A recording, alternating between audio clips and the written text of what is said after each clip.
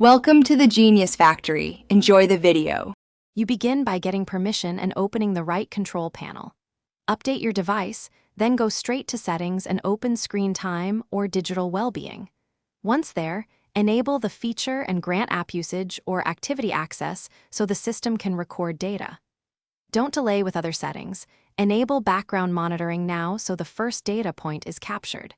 Once done, you'll see a basic summary. Make sure permissions are complete before moving on to detailed views and breakdowns. Now you dig into the detailed breakdown to understand patterns. Switch the time frame to today, last 7 days, or a custom range to compare. Tap any app to see foreground versus background time and how many notifications it's sent, because that explains interruptions and hidden usage. Use sorting to list heaviest apps and inspect hourly graphs for peak periods. While you explore, note categories like social or productivity so you can target specific habits later. Finish by turning insight into action. Set app limits or schedule downtime for recurring blocks and require a passcode to extend limits so you stay on track. Export or screenshot the weekly report for accountability or to review trends over time.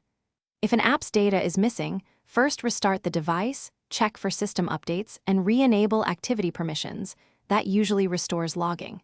If problems persist, reset screen time or digital well-being and re-enable monitoring to rebuild accurate data.